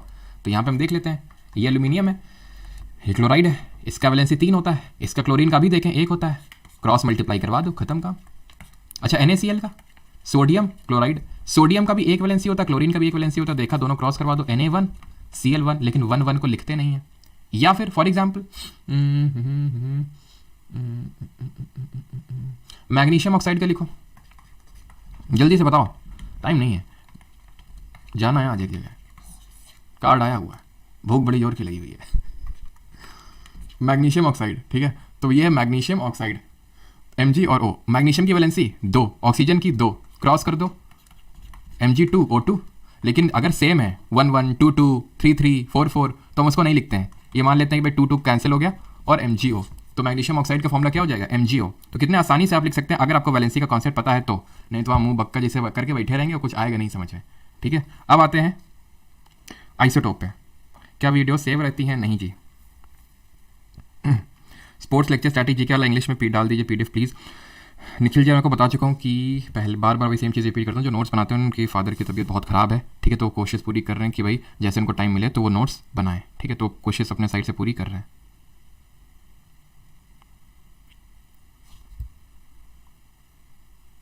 अच्छा सॉरी, अच्छा हाँ ठीक है, A3, ठीक है, A के पास 3 पहुँचेगा और B के पास 2, फ्लो में गलत लिख दिया, A3 B2, ठीक है, A के पास 3 जाएगा और B के पास 2 पहुँचेगा, बिल्कुल। SPDF भी बताएंगे, साइलेंट ऑब्जर्वर, साइलेंट रहिए थोड़ा सा। अभी हम बताए थे आपको पीछे SPDF के बारे में कि हम अभी क्वेश्चन है उसमें देखेंगे। अभी आइसोटोप क्या होते हैं, समस्थानिक क्या होते हैं। तो समस्थानिक हिंदी में बोलते हैं are the atoms of the same elements which have same atomic number, क्योंकि भाई डिफरेंट एलिमेंट्स कभी भी सेम एटॉमिक नंबर रख ही नहीं सकते हैं। आइसोटोप्स की खासियत ये होती है कि they have the same atomic number and no 2 different elements can have same atomic number. तो ऑब्वियस सी बात है सेम एलिमेंट के ही आइसोटोप्स बनेंगे। जैसे आइसोटोप ऑफ हाइड्रोजन की अगर बात करें तो ये क्या होते हैं, जिनका सेम एटॉमिक नंबर होता है, सेम एटॉमिक नंबर होता है, सेम परमाणु संख्या होती है, बट डिफरेंट एटॉमिक मास होता है, परमाणु भार होता है। यहां पे है हाइड्रोजन के 3 आइसोटोप्स लिखे हुए हैं, 3 समस्थानिक लिखे हुए हैं, प्रोटियम, ड्यूटेरियम और ट्राइटियम। सेम एलिमेंट के, इसलिए सेम एटॉमिक नंबर होगा, मास नंबर डिफरेंट है। क्वेश्चन यहां पे बनता है कि इनमें से रेडियो एक्टिव आइसोटोप कौन सा है हाइड्रोजन का, तो रेडियो एक्टिव है आपका ये ट्राइटियम। क्वेश्चन यहां पे एक और बनता है and that is upon the uses of isotopes.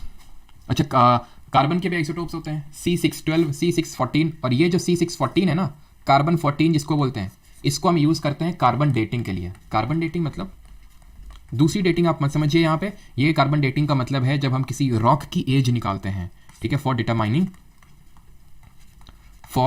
Determining the age of rock. बड़ा लंबा प्रोसेस है, आपको समझने की जरूरत नहीं है कि भाई होता क्या है ना कि C612 जो होता है वो हमारे एटमॉस्फेयर में जो कार्बन प्रेजेंट है वो यूजुअली अबंडेंट फॉर्म में C6C12 वाला है, C12 वाला है कार्बन, ठीक है। तो हम कार्बन 14 का यूज़ करते हैं, देन वहाँ पे हम हाफ लाइफ कॉन्सेप्ट का यूज़ करते हैं और तब हम एज उससे निकाल लेते हैं कि भाई किसकी क्या, मैंने आपको ज्योग्राफी में समझाया होगा, ठीक है। तो ये इस तरह से सारी चीज़ें होती है, प्रोटॉन न्यूट्रॉन निकालना आपको आते हैं, ठीक है। तो ये 3 फॉर्म में एग्जिस्ट करता है कार्बन, मोस्ट अबंडेंट ये होता है और इसको हम कार्बन डेटिंग के लिए यूज़ करते हैं, ठीक है। नंबर ऑफ प्रोटॉन आप निकाल सकते हैं, एटॉमिक नंबर तो सबका सेम होगा, तो इलेक्ट्रॉन्स का प्रोटॉन्स का नंबर तो सब में सेम ही होगा। न्यूट्रॉन्स डिफर करेंगे, आइसोटोप में क्या डिफर करेंगे, आइसोटोप्स के इलेक्ट्रॉन और प्रोटॉन का जो वैल्यू होगा वो सेम होगा, इसमें 6 न्यूट्रॉन होंगे, इसमें आपके 7 होंगे और इसमें 8 होंगे। आइसोटोप्स के कुछ कैरेक्टर लिखे हुए हैं, कैरेक्टर ये हैं, बस ये पढ़ लेना आप, जो भी आपको पढ़ना, बस ये ध्यान रखना इनकी केमिकल प्रॉपर्टीज सेम होती हैं, इनकी केमिकल प्रॉपर्टी सेम होती हैं, ये दिमाग में जहन में एकदम रखना इसकी वजह से, ठीक है। केमिकल प्रॉपर्टी सेम होती है बट फिजिकल प्रॉपर्टी डिफरेंट होंगी, केमिकल प्रॉपर्टी सेम होंगी, फिजिकल प्रॉपर्टीज डिफरेंट होंगी। और इनके यूजेस पढ़ लीजिए, अब यूजेस यहाँ पे मैं लिख देता हूँ, यूजेस क्या हैं। C14 का तो देख लिया तुमने, कार्बन डेटिंग में यूज़ करते हैं रॉक की एज निकालने में। फिर अगर हम बात करें यूरेनियम 235, तो यूरेनियम की अगर बात करें इसका एटॉमिक नंबर 92 होता है और इसका एटॉमिक मास 235 होता है। अब ये तुम बताओगे कि कहाँ पे यूज़ करते हैं, ज्योग्राफी में पढ़ाए थे, और जब इसमें नंबर ऑफ न्यूट्रॉन निकाल के बता दो, और जब हम इसमें एक न्यूट्रॉन को हिट करवाते हैं तो कितने टोटल न्यूट्रॉन निकलते हैं और किसके न्यूक्लियस बनते हैं ये भी बताओगे, ठीक है। बिकॉज ये चलो वो तो बताओगे नहीं तो फिर पूछा हुआ फिर क्या ही फायदा रहेगा, ठीक है। तो यूरेनियम हो गया ये। ऐसे जो कोबाल्ट का आइसोटोप होता है इसको हम यूज़ करते हैं कैंसर के ट्रीटमेंट में, कोबाल्ट 60, और इसी तरह हम यूज़ करते हैं आयोडीन, आयोडीन का I131 आइसोटोप होता है, इसको हम यूज़ करते हैं गोइटर यानी घेंगा के ट्रीटमेंट में यूज़ करते हैं। कौन सा ग्लैंड होता है जो आयोडीन का सेक्रेशन करता है टू अ सर्टेन एक्सटेंट। तो इसमें अगर हम नंबर ऑफ न्यूट्रॉन निकालने जाएंगे तो मास नंबर से घटा देंगे एटॉमिक नंबर को, बहुत आसान है। तो निकल आएगा आपका कितना 143 नंबर ऑफ न्यूट्रॉन्स। एंड इसको हम यूज़ करते हैं कहाँ पे, न्यूक्लियर फिजन में, परमाणु विखंडन में यूज़ करते हैं एनर्जी जनरेट करने के लिए। यहाँ पे हम एक न्यूट्रॉन को हिट करवाते हैं जिसकी वजह से यहाँ पे 2 न्यूक्लियसेस बनते हैं, एक तो बेरियम का, एक क्रिप्टन का, और टोटल 3 न्यूट्रॉन्स बन जाते हैं। ठीक है, टोटल 3 न्यूट्रॉन्स निकलते हैं। देन यहाँ से चेन रिएक्शन स्टार्ट होती है। कमेंट में आप बताएंगे इस चेन रिएक्शन को मतलब रोकने के लिए हम जो मॉडरेटर्स का यूज़ करते हैं वो किसको यूज़ करते हैं मॉडरेटर्स को, बताइए। अब आते हैं आइसोबार्स पे। आइसोबार जस्ट उल्टा है किसका, जस्ट ऑपोजिट है आइसोटोप का, समस्थानिक का जस्ट उल्टा है आइसोबार। थायराइड ग्लैंड, बिल्कुल थायराइड ग्लैंड रिलीज करते हैं जो कि बटरफ्लाई शेप्ड ग्लैंड होते हैं, और ये आपके थायराइड ग्लैंड जो होते हैं लार्जेस्ट एंडोक्राइन ग्लैंड होते हैं, सबसे बड़ी अंतःस्रावी ग्रंथि होती है। बोरॉन रॉड को यूज करते हैं, बिल्कुल सही, नैन्सी नैन ने बताया। बेरियम प्लस क्रिप्टन का न्यूक्लियस मिलता है। कैडमियम रॉड का भी यूज करते हैं, बिल्कुल सही। और कोई बता सकता है चेरनोबिल डिजास्टर जो रशिया में हुआ था, द अर्स्टवाइल यूएसएसआर, उसके बाद ही डिसइंटीग्रेशन हुआ था यूएसएसआर का, कब हुआ था ये भी मैंने आपको बताया था। हैवी वाटर भी यूज करते हैं, D2O, बिल्कुल। अभी आते हैं आइसोबार, एकदम उल्टा है, एकदम उल्टा है। Same mass number different atomic number, same atomic mass but different atomic number. Obvious सी बात है कि अगर एटॉमिक नंबर डिफरेंट है तो सेम एलिमेंट में तो देखने को ना मिल सकती है आइसोबार, क्योंकि atomic number is like Aadhaar card की आईडी, मैंने बताया था, वो अलग होगी ही होगी अगर 2 डिफरेंट एलिमेंट हैं। तो भाई अगर डिफरेंट एटॉमिक नंबर है मतलब ये डिफरेंट एलिमेंट में देखने को मिलेगा। डिफरेंट एलिमेंट है, डिफरेंट एटॉमिक नंबर है तो केमिकल प्रॉपर्टी भी डिफरेंट होगी। फिजिकल तो कभी ना सेम होने की, केमिकल भी यहाँ पे डिफरेंट होगी। केमिकल प्रॉपर्टी सेम किस में थी, आइसोटोप में। बाकी ये चीज़ मैंने आपको बता दी है। वहाँ पे प्रोटॉन इलेक्ट्रॉन की संख्या बराबर थी क्योंकि एटॉमिक नंबर बराबर था, लेकिन क्योंकि वो भी चेंज है यहाँ पे तो ऑब्वियस बात है वो डिफरेंट होगा। और न्यूट्रॉन तो नंबर डिफरेंट होना ही है, डिफर करना ही करना है। जैसे कि आप देख सकते हैं ऑर्गन और कैल्शियम का कि यहाँ पे 18 नंबर ऑफ एटॉमिक नंबर है, कैल्शियम का 20 है और एटॉमिक मास 40 है। यहाँ पे अगर आप नंबर ऑफ न्यूट्रॉन निकालने जाएंगे तो दोनों को आपको घटाना होगा, तो नंबर ऑफ प्रोटॉन 18 है, इलेक्ट्रॉन भी 18 होंगे, लेकिन हम इन दोनों को कंपेयर करें तो डिफरेंट है। ठीक है, एंड नंबर ऑफ न्यूट्रॉन्स भी डिफरेंट है। ठीक है, क्वेश्चन आप कर सकते हैं अपने से, इतने तो तेज आप लोग ही हैं, काफ़ी तेज हैं आप लोग। ठीक है, ये सारी चीज़ें खुद से करेंगे। मोल कॉन्सेप्ट आए इससे पहले जो हम कुछ बीच में छोड़े थे, एटॉमिसिटी का कॉन्सेप्ट, परमाणुता उसको बोलते हैं, वो कर लेते हैं। ठीक है, एंड देन आधे मिनट का कॉन्सेप्ट है मोल कॉन्सेप्ट, उसके बाद जो है तुम्हें ले चलेंगे एक जगह अभी। ठीक है, बड़ी अच्छी जगह है वो, यहाँ तक डाउट ना होगा आई थिंक किसी का। हाँ जी प्रियंकर जी, सभी सब्जेक्ट्स का सारी चीज़ें कंप्लीट हो चुकी हैं, लास्ट कर रहे हैं। 1991 बिल्कुल सही है। नहीं सौरभ, सिर्फ PDF का ऐसा कोई ऑप्शन नहीं है।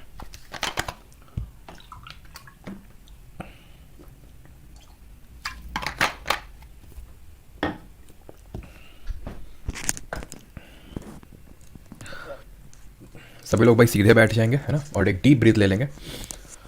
मेरी ब्रीथ तो मत सुनिएगा अभी आप। ठीक है, एटॉमिसिटी पे आते हैं। तो एटॉमिसिटी यानी परमाणुता, ये होता क्या है? तो ये होता है कि भाई कितने एटम्स मिलके एक मॉलिक्यूल को बना रहे हैं। जैसे कि जब हम लिखते हैं H2O तो इसका मतलब ये हुआ कि 2 हाइड्रोजन और 1 ऑक्सीजन के एटम मिलके एक H2O का मॉलिक्यूल बना रहा है। दैट मीन्स 3 एटम्स इन्वॉल्व हैं, तो इसका मतलब इसकी एटॉमिसिटी यानी परमाणुता 3 हो जाएगी, and that is why it would said to be as triatomic. ठीक, जैसे फॉर एग्जांपल एल्यूमिनियम क्लोराइड अभी देख रहे थे, इसका मतलब है कि इसमें 1 एल्यूमिनियम का एटम 3 क्लोरीन के एटम से मिल रहा है। क्यों मिल रहा है? क्यों मिल रहा है भाई? तो देखो ये एल्यूमिनियम है, ठीक है, एल्यूमिनियम है, इसके पास 3 इलेक्ट्रॉन है। क्लोरीन आया भागते हुए, भाई बोलता है 1 इलेक्ट्रॉन दे दो, 1 इलेक्ट्रॉन दे दो भाई, हमको 1 इलेक्ट्रॉन दे दो भाई, रहा नहीं जा रहा, जल्दी से दे दो। तो क्लोरीन बोलता है कि भाई 3 और लोगों को ले आओ। ठीक है, फिर उसके बाद हम लोग 3, ठीक है, तो ऐसे करके करेंगे भाई। क्लोरीन का यहाँ पे 1 इलेक्ट्रॉन और 1 इलेक्ट्रॉन यहाँ पे वैलेंस, मतलब 1 इलेक्ट्रॉन इसके पास क्या है, 7 इलेक्ट्रॉन है टोटल। रुक जाओ, 2 2 4 2 6 1 7 है ना, इससे ऐसे सब में क्या है 7 इलेक्ट्रॉन है इसके पास। इसके पास क्या 3 है, तो ये क्या एक इसको देगा, एक इसको देगा, एक इसको देगा, तीनों की जरूरतें पूरी कर देगा। अब बन जाएगी क्या, बॉन्डिंग हो जाएगी। यहाँ पे बॉन्डिंग से हमें कोई लेना देना नहीं है, लेकिन इसकी एटॉमिसिटी कितनी हो जाएगी, 4 हो जाएगी। क्लोरीन के रिगार्डिंग ध्यान रखना, क्लोरीन के 2 आइसोटोप्स होते हैं, 17Cl35 और 17Cl37। ये बहुत इंपॉर्टेंट चीज़ है, इससे क्वेश्चन आता है, ये बहुत इंपॉर्टेंट चीज़ मैं लिखने जा रहा हूँ यहाँ पे, रट लेना इसको। ये 2 आइसोटोप होते हैं और ये किस रेशियो में एग्जिस्ट करते हैं ये पूछता है। तो ये 3:1 के अनुपात में एग्जिस्ट करते हैं, 3:1 के रेशियो में एग्जिस्ट करते हैं। एंड इसकी वजह से जो क्लोरीन होता है एटॉमिक नंबर तो उतना ही रहेगा, इसका जो एवरेज एटॉमिक मास है वो 35.5 लिखते हैं हम, 35.5 लिखते हैं यूजुअली हम। कैसे निकला? तो आप सिंपल कॉन्सेप्ट लगाएंगे एवरेज वाला, 35 × 3 + 37 × 1, अपॉन 3+1 अगर आप करेंगे तो आपको 35.5 ही मिलेगा। ये चीज़ एकदम अपने जहन में उतार लीजिएगा कि 17Cl35 और 17Cl37 3:1 के रेशियो में एग्जिस्ट करते हैं और एटॉमिक मास जो एवरेज एटॉमिक मास होता है क्लोरीन का वो 35.5 होता है। ठीक। ऑर्गन जो होता है वो ऑर्गन को हम AR लिखते हैं। किसी के साथ बॉन्डिंग करी क्या, नहीं करी, एटॉमिसिटी 1 तो उसको मोनोएटॉमिक बोलेंगे। Same goes with helium. Oxygen को करना पड़ता है अपनी ऑक्टेट को कंप्लीट करने के लिए, उसको एक और ऑक्सीजन की जरूरत पड़ती है, यानी 2 लोगों की जरूरत हो गई यहाँ पे, तो डायटॉमिक। हाइड्रोजन भी H2 लिखते हैं ना, 2 हाइड्रोजन एटम्स की जरूरत पड़ी, diatomic. Nitrogen diatomic, chlorine diatomic, phosphorus को 4 लोगों की जरूरत पड़ती है, टेट्राटॉमिक। सल्फर को 8 लोगों की जरूरत पड़ती है, ऑक्टा एटॉमिक होना चाहिए, बिल्कुल ऑक्टा है। लेकिन जब ये 5 से ज़्यादा हो जाता है तो उसको हम पॉली बोल देते हैं, जिसमें 6 भी आ जाएगा, 7 भी आ जाएगा, 8 भी आ जाएगा, 9, 10, 11, 12 वो सारे पॉली में आ जाएंगे। पॉली मतलब मल्टीपल। ठीक है, तो वैसे तो 8 होती है। सोडियम Na के फॉर्म लिखते हैं, कभी देखा है Na2 Na3 Na4 नहीं देखा। लेकिन अगर सोडियम ऑक्साइड बोल दूंगा ना, सोडियम ऑक्साइड, तो पता है क्या होगा? सोडियम ऑक्साइड का फॉर्मूला क्या होगा, लिखो जरा कमेंट में। सोडियम ऑक्साइड का फॉर्मूला क्या होगा? वैसे तो सोडियम इतना ज़्यादा रिएक्टिव है कि वो जल्दी जल्दी कंपाउंड बनाता नहीं है, लेकिन मान लेते हैं ठीक है, सोडियम ऑक्साइड का फॉर्मूला अगर लिखेंगे तो क्या लिखेंगे हम लोग? सोडियम की वैलेंसी 1, ऑक्सीजन की 2, क्योंकि इसके वैलेंशियल में 6 इलेक्ट्रॉन है, 2 चाहिए होंगे इसको, 2 चाहिए होंगे, ठीक है, वैलेंसी कंप्लीट करने के लिए। लेकिन चाहिए है मतलब गेन किया लूज किया उससे फर्क नहीं पड़ता है, कितने किया उससे फर्क पड़ता है। तो Na2O हो जाएगा इसका फॉर्मूला, Na2O। तो कितनी हो जाएगी एटॉमिसिटी? 2 सोडियम और 1 ऑक्सीजन है, 3 हो जाएगी एटॉमिसिटी। यहाँ सिर्फ सोडियम की बात हो रही थी ना। क्लियर इतनी बात? क्लियर इतनी बात? तो अब यहाँ पे 2 और मतलब एक कॉन्सेप्ट समझ लो, एंड दैट इज आयंस का। ये आयंस क्या होते हैं? अभी मैंने बोला कोई भी एलिमेंट इलेक्ट्रॉन या तो गेन करता है या तो लूज करता है। क्यों करता है? अपनी स्टेबिलिटी को अचीव करने के लिए, क्योंकि दुनिया में हर कोई स्टेबल होना चाहता है, हर कोई स्टेबल होना चाहता है, तो एलिमेंट भी स्टेबल होना चाहते हैं। वो स्टेबल होते हैं या तो एलिमेंट को इलेक्ट्रॉन को गेन करके या लूज करके। अभी बताया था, वैलेंसी पूरा कॉन्सेप्ट समझे।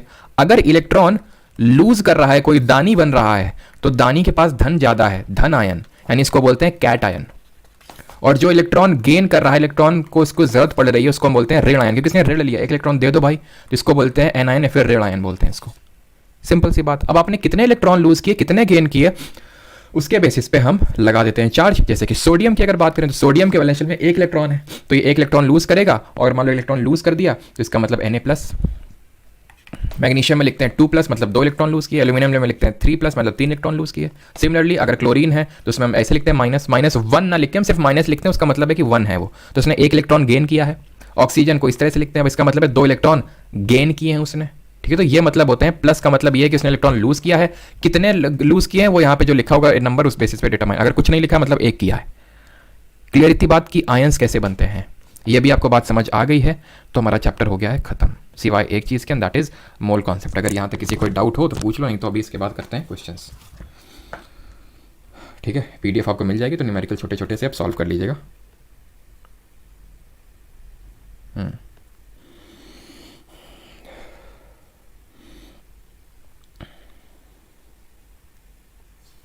क्लियर है सभी को? तो हाँ जी, हाँ जी सर।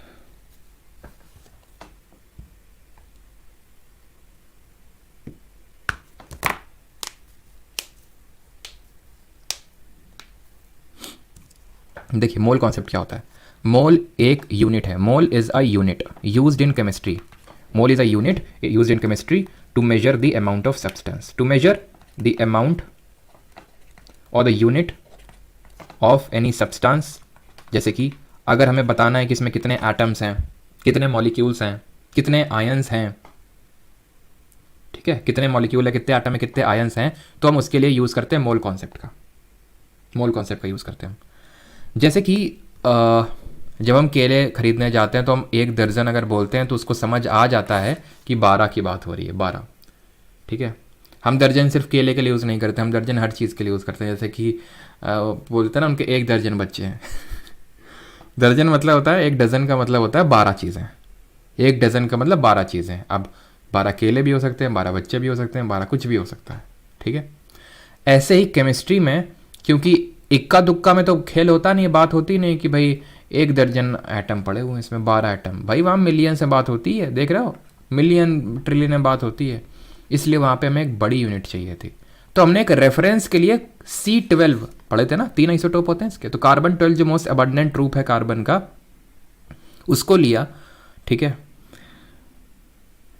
उसमें हमने नंबर ऑफ निकाल लिए, कितने यूनिट्स है, कितने एटम्स है, उसमें हमने निकाल लिया। ये जो 12 वाला है कार्बन, मतलब 12 ग्राम जो कार्बन है इसका एटॉमिक मास कितना, 12 ग्राम, ठीक है। तो जो 12 ग्राम का जो कार्बन 12 है, इसमें जितने नंबर ऑफ एटम्स हैं 12 ग्राम कार्बन में, वो ये थे 6.02 इंटू 10⁻23। इसको हमने बोल दिया एवोगाड्रो नंबर। एवोगाड्रो जी ने इसकी खोज करी थी, तो इसलिए इसको बोल दिया एवोगाड्रो नंबर। बस इसी को हम रेफरेंस के तौर पे यूज़ करेंगे। अगर मान लो तुम्हारे पास हैं कितने, अगर मान लो, और इसको हम रिप्रेजेंट करते हैं Na से। रिप्रेजेंट किससे करते हैं? Na से। तो अब हम बोल सकते हैं एवोगाड्रो नंबर का यूज़ करके कि भाई 10 गुना, एवोगाड्रो का 10 गुना नंबर ऑफ इसमें एटम्स हैं। अगर मान लो कि किसी में 6.02 इंटू 10⁻24 एटम्स हैं या फिर आयंस हैं, तो कुछ भी है, मैं बोल दूंगा एवोगाड्रो का 10 गुना है इसमें। एवोगाड्रो का 10 गुना। जैसे फॉर एग्जांपल अगर तुम बोलो सब्जी वाले के जाकर हमें एक मतलब एक एवोगाड्रो नंबर के बराबर के केले दे दो, तो वो आपको इतने केले निकाल के दे खैर वो आपको निकाल के जूते देगा, है ना, पहली बात तो ठीक है। तो 6.02 इंटू 10⁻23 ये एक एवोगाड्रो नंबर है, जिसको एज हम यूनिट ऑफ मेजरमेंट यूज़ करते हैं। बस बात ख़त्म। ठीक, क्लियर? सभी को बात समझ आ गई? या फिर कोई ऐसा जिसको बात ये चीज़ समझ ना आई हो? अगर समझ में आ गई हो तो फिर हम अब यहाँ पे क्वेश्चंस करें। ठीक है, इस पे भी हम क्वेश्चन देखेंगे, इस चीज़ पे भी क्वेश्चन देखेंगे। ठीक है, इस पे भी आपके जो न्यूमेरिकल्स हैं वो बनते हैं सर। ठीक है, यहीं पे लिख देते हैं। क्या चीज़ सर? हाँ, वो बैच की है ना, तो इसलिए वो प्राइवेट हो जाती है। ठीक है, तो नंबर ऑफ मोल का अगर कभी आपसे फॉर्मूला पूछ ले कि भाई मोल, ठीक है, तो मोल वही होती है, आपकी यूनिट होती है, तो इसी को मोल कॉन्सेप्ट बोलते हैं। ठीक है, तो मोल कॉन्सेप्ट की अगर हम बात करें तो इसी को हम एक मोल बोलते हैं। ठीक है, एक एवोगाड्रो नंबर को ही एक मोल बोल देते हैं। ठीक है, तो यानी अगर मैंने बोला कि भाई किसी में 1 मोल चीज़ें हैं, दैट मीन कि मैं इतनी चीज़ों की बात कर रहा हूँ। 2 मोल चीज़ें मतलब कि 2 का गुणा कर दीजिए इसमें। तो जब नंबर ऑफ मोल्स हमें निकालना होता है तो उसके 2 फॉर्मूले होते हैं। एक तो गिवन मास, कभी हो सकता है, अभी तक तो मैंने देखा नहीं है, लेकिन अगर आ जाए तो आप इस पर्टिकुलर फॉर्मूले का यूज़ कर सकते हैं, given mass upon molecular mass. या फिर इसका एक और फॉर्मूला होता है given number of particles. Given number of particle, अगर पार्टिकल दिए हैं और तब पूछा है नंबर ऑफ मोल, तो नंबर ऑफ पार्टिकल जितने दिए ऊपर लिख दो और एवोगाड्रो नंबर से उसको डिवाइड कर दो, और उसकी वैल्यू तुम्हें, वो तो वैसे तो दी गई होगी, वैसे तो तुम्हें याद होनी चाहिए। 6.02 इंटू 10⁻23 वैल्यू याद होनी चाहिए आपको। ठीक है, और अगर मान लो कि मोल्स नहीं पूछा, उसने गिवन मास पूछ दिया है, मान लो कार्बन है, ठीक है, कार्बन का गिवन मास पूछ दिया, नंबर ऑफ पार्टिकल दे दिया है, एवोगाड्रो नंबर मास तो पता होना चाहिए, वैसे देगा लेकिन पता होना चाहिए। इसका मॉलिक्यूलर मास नहीं देगा, पता होना चाहिए कि 12। ठीक है, 12 रखोगे यहाँ पे 6.02 इंटू 10⁻23, यहाँ पे जो वैल्यू और गिवन मास यहाँ से निकल आएगा। ऐसे भी हो सकता है। ठीक है, तो किसी भी तरह से न्यूमेरिकल पूछ सकता है। अब करते हैं क्वेश्चन इसके जल्दी से।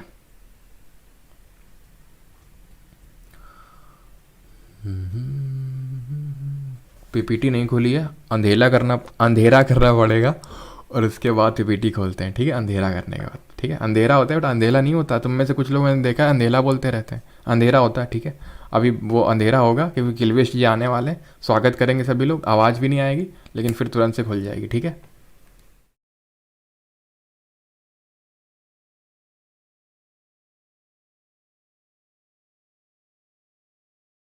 ठीक है, अंधेरा होता है बट अंधेरा नहीं होता। तुम में से कुछ लोग मैंने देखा है अंधेरा बोलते रहते हैं, अंधेरा होता है। ठीक है, अभी वो अंधेरा होगा क्योंकि किलवेश जी आने वाले हैं, स्वागत करेंगे सभी लोग, आवाज़ भी नहीं आएगी लेकिन फिर तुरंत से खुल जाएगी। ठीक है,